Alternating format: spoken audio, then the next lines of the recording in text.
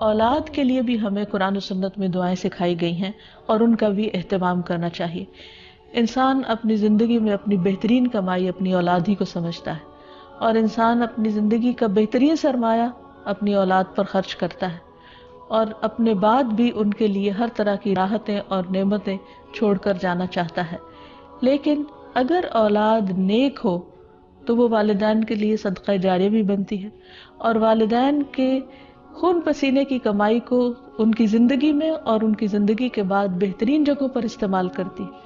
لیکن اگر اولاد بگڑی ہوئی ہو تو زندگی میں بھی انسان کے لیے اذیت اور عذاب ہے، اور بعد میں بھی اس کے مال کو ضائع کرنے والی ہوتی ہے اور اس کے لیے بدنامی کا سبب بنتی ہے. اس لیے خصوصی طور پر اولاد کے لیے دعائیں کرتے رہنا چاہیے. نبی صلی اللہ علیہ وسلم نے فرمایا 3 قسم کے لوگوں کی دعائیں قبول ہوتی ہیں اور ان کی قبولیت میں کوئی شک و شبہ نہیں: مظلوم کی دعا، مسافر کی دعا، اور والد کی دعا اپنی اولاد کے لیے. یعنی جب باپ اپنے بچوں کے لیے دعا کرتا ہے تو وہ دعا بھی ہے. اسی طرح نبی صلی اللہ علیہ وسلم نے اس بات سے بھی منع کیا کہ کوئی اپنی اولاد کے خلاف دعا کرے یا اس کو بد دعا دے، کیونکہ وہ بھی قبول ہو جاتی ہے اور پھر انسان کے لیے پریشانی کا باعث بنتی ہے. اس سلسلے میں نبی صلی اللہ علیہ وسلم نے فرمایا اپنی اولاد کو بد دعا نہ دو، ایسا نہ ہو کہ وہ اللہ کی طرف سے قبولیت کی گھڑی ہو اور وہ تمہارے لیے قبول کر لے. اور اگر انسان کی ایسی دعا قبول ہو جائے تو پھر انسان کے لیے سخت پریشانی کا باعث ہو سکتی ہے یہ بات. اور اس میں ہم دیکھتے ہیں کہ زکریا علیہ السلام کی بھی اولاد نہیں تھی تو وہ بھی بڑھاپے تک مایوس نہیں ہوئے اور دعا مانگتے رہے.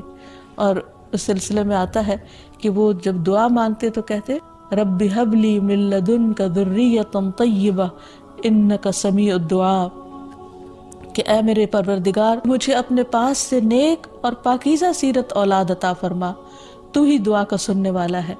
یعنی پیغمبر ہمیشہ صرف اولاد کی دعا نہیں کرتے بلکہ نیک اولاد کی دعا کرتے ہیں. اولاد کا ہونا اللہ سبحانہ وتعالیٰ کا ایک بہت بڑا انعام اور بندے پر بہت بڑا احسان ہے. اسی لیے ہم دیکھتے ہیں کہ اولاد انسان کے لیے اگر نیک ہو تو راحت، رحمت، آرام اور چین اور آنکھوں کی ٹھنڈک کا ذریعہ ہوتی ہے. نبی صلی اللہ علیہ وسلم حضرت حسن اور حسین کو اپنے پھول کہا کرتے تھے کہ یہ دونوں میری دنیا کے پھول ہیں. ایک اور حدیث سے ہمیں پتہ چلتا ہے کہ اولاد انسان کی بہترین کمائی ہے. فرمایا ان اولادکم من اطیب کسبکم، تمہاری اولاد تمہاری سب سے بہترین کمائی ہے، بس اپنی اولاد کی کمائی میں سے کھاؤ. یعنی وہ انسان کے لیے حلال ہے، جائز ہے.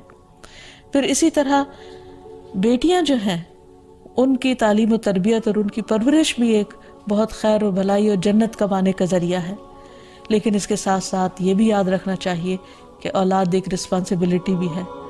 ان کے بارے میں سوال بھی کیا جائے گا کہ ان کی تربیت کس طرح کی. پھر خصوصی طور پر اسے ماں کی ذمہ داری قرار دیا گیا. اگرچہ ماں اور باپ دونوں ذمہ دار ہیں، لیکن عورت سے اس کے گھر والوں یعنی اس کے بچوں کے بارے میں اس سے سوال ہوگا کہ اس نے ان کی تربیت کیسے کی. تو اس لیے ہم سب پر لازم ہے کہ ہم اپنے بچوں کی دینی اور دنیاوی دونوں طرح سے بہترین تربیت کرنے کی کوشش کریں.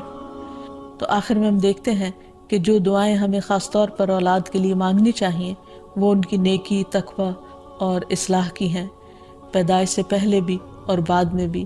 پیدائش سے پہلے رب ہب لی من الصالحین، کہ اے رب مجھے صالح اولاد عطا کر.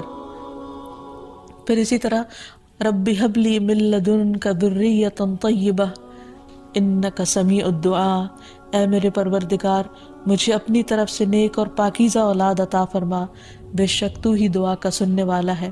پھر اسی طرح اپنی اولاد کو شیطان مردود سے بچانے کی بھی دعا کرنی چاہیے، جیسے حضرت مریم علیہ السلام کی والدہ نے ان کی پیدائش کے وقت یہ دعا مانگی تھی وَإِنِّي أُعِيذُهَا بِكَ وَذُرِّيَّتَهَا مِنَ الشَّيْطَانِ الرَّجِيمِ، اور بے شک میں اس کو اور اس کی اولاد کو شیطان مردود سے تیری پناہ میں دیتی ہوں.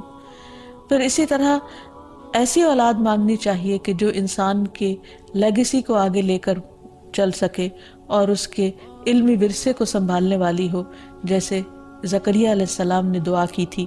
پھر اسی طرح اولاد کے اللہ تعالیٰ کے راستے میں قبول ہونے کی بھی دعا کرنی چاہیے، جیسے حضرت مریم کی والدہ نے ان کے لیے دعا کی تھی کہ ربی انی نذرت لک ما فی بطنی محررا فتقبل منی، کہ اے میرے رب بے شک میں نے تیرے لیے اس کی نظر مانی ہے جو میرے پیٹ میں ہے کہ میں آزاد چھوڑ دوں گی، سو مجھ سے قبول فرما، بے شک تو سب کچھ سننے سب کچھ جاننے والا ہے۔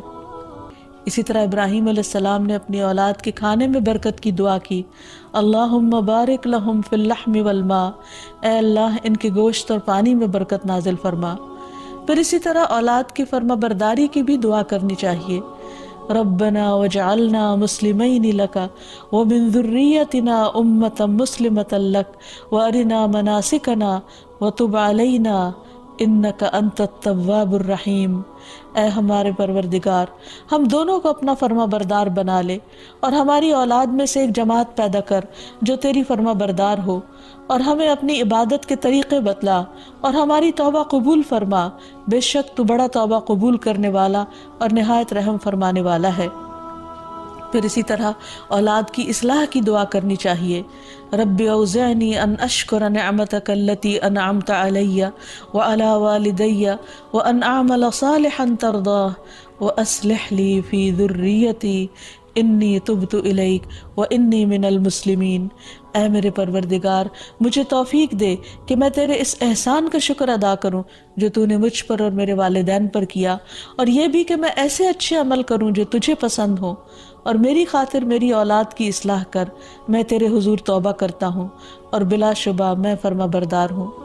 اسی طرح اولاد کی نماز قائم کرنے کی دعا کرنی چاہیے، رب اجعلنی مقیم الصلاۃ ومن ذریتی ربنا وتقبل دعا، اے میرے رب مجھے بھی اور میری اولاد کو بھی نماز قائم رکھنے والا بنا، پروردگار میری یہ دعا قبول فرما۔